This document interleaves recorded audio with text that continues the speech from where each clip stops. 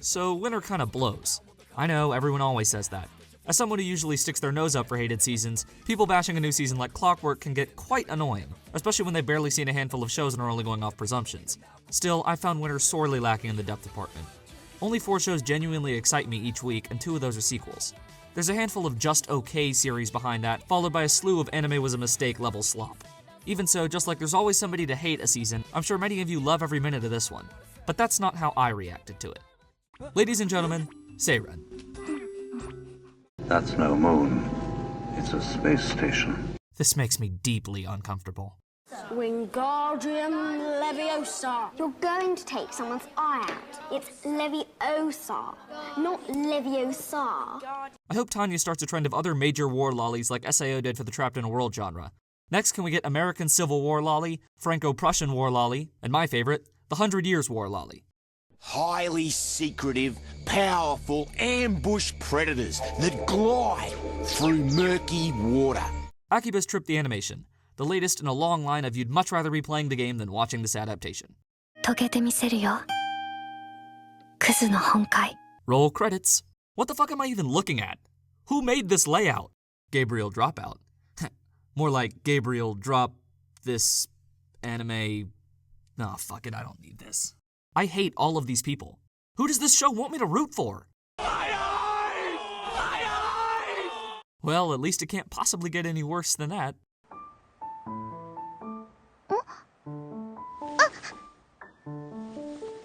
Fuck. Let's move on quickly to the good stuff. As always, the list is not ranked. This time I decided to include sequels because I'd have almost nothing left if I didn't. With that, here are the 5 Winter 2017 anime you should be watching. ACCA, 13th Territory Inspection Department. If a slow burn of bureaucratic politicking sounds up your alley, then ACCA is the show for you. Now I understand that description won't appeal to many, but hey, there's not a lot to choose from this season. The story follows the inspection agency ACCA, responsible for maintaining order in the 13 states of the Kingdom of Doa. With growing unrest festering under the surface, talk of a coup d'etat has head of the department Gene Otis working to keep the peace, while under suspicion of leading the uprising himself. So far, ACCA's biggest goal seems to be making me want to sip a nice wine, smoke a cigarette or 3, and kick back with some fancy cakes. A political thriller with an emphasis on that first part, there's a lot of bureaucratic paperwork to sift through to get to the plot. Still, the world has a lived-in feeling that entices me. The visuals and animation aren't going to blow you away, but it has a strong, understated beauty to it. Its slow progression occasionally morphs into aimless wandering with no clear narrative purpose, and the characters aren't interesting enough to carry the story on their own. Still, while the plot hasn't offered much payoff for all its conspiracy building and setup, there's enough potential for me to see it through. If bureaucracy the anime is not your jam, perhaps you should go watch the World War I lolly instead for a show with a lot more action. I'll stick to my talks of audits and coups, thank you. Miss Kobayashi's Dragon Maid. File this under the most pleasant surprise of the season. Given the series' premise in PV, which included Toru rapping about her D-cup, I fully expected to pass on Maid Dragon. It seemed patently not my thing. Maybe I should have seen its strength coming given the staff behind it and the source material by the creator of I Can't Understand What My Husband Is Saying. The warm family dynamic is a direction I did not anticipate the series taking, but it works tremendously in yielding a sweet, charming vibe. In what may be the best looking show this season, I can't get enough of the series' aesthetic, be it the attractive color palette that informs its atmosphere, or the gorgeous backgrounds. Each location is framed and drawn in a new way nearly every time. One second you're chilling in a vast field admiring the sky, and the next you're getting one of the most well-animated fight sequences of the season. The animation takes a clean style which serves a purpose, from a well-placed lens flare to warm the temperature of the scene to the wacky smears of Kobayashi's big important boss. Just one highlight of Chiyoko Ueno's fun, expressive work as AD of Episode 5. At times funny and charming, and at others surprisingly poignant, this is in no way the generic comedy I expected going in. Episode 1 may not have done much to move that needle, but the show really finds its footing in Episode 2. Simply put, Maid Dragon is a delight. Now, if Dragon Maids aren't your thing, maybe Monster Girls are. While it didn't make my list, Interviews with Monster Girls is a lovely endeavor that handles its subject matter with grace, even offering some occasionally resonant thoughts on discrimination. While I may have gradually lost interest, don't let that stop you from trying it out.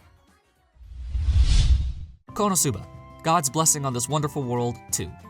Konosuba is about failed people failing at life, deriving its comedy from watching them helplessly flail around in these ridiculous situations they put themselves in. The unique animation style only adds to that strength.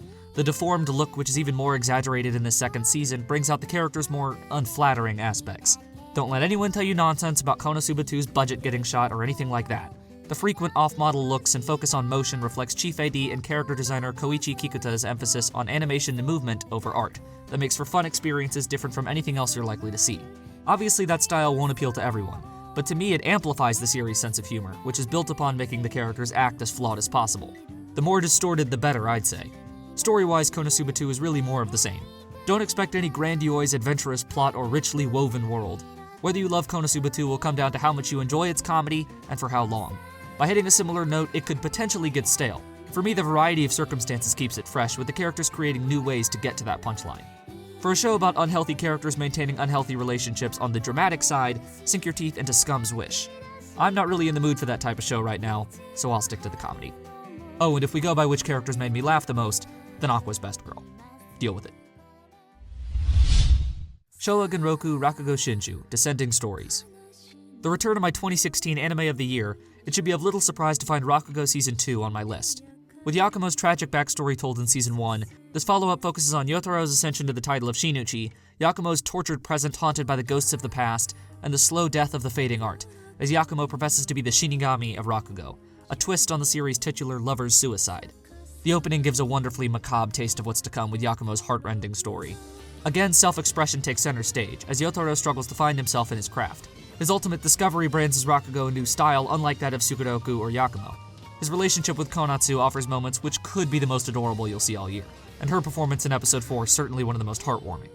One of Rakugo's great strengths is how viscerally affecting its drama can be. It doesn't take tremendous production values to deliver a visually stimulating series, instead relying on masterful direction, tight writing, and strong voice acting performances to deliver its thrills. Case in point, Episode 5. You don't see this level of direction every day, folks. If you've seen all my other videos praising Showa Genroku Rakugo Shinju and still haven't watched it, let me make one final plea. Rakugo is truly a masterpiece of modern anime. Instead of complaining about current trends, don't let this gem slip you by. If you can't watch Season 2 because you haven't seen Season 1, then I'm incredibly jealous because you get to experience Season 1 for the first time. Halfway through at the moment of this upload, Rakugo's second season matches the first in tone and style, continuing on with this exceptional josei drama. And my final pick is...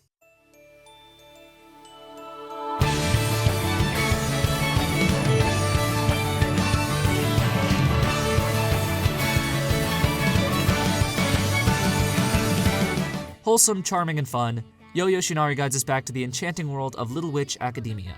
It's expansive and new, yet calmingly familiar, a balance the show deftly uses to sweep you into the delightful atmosphere of Luna Nova.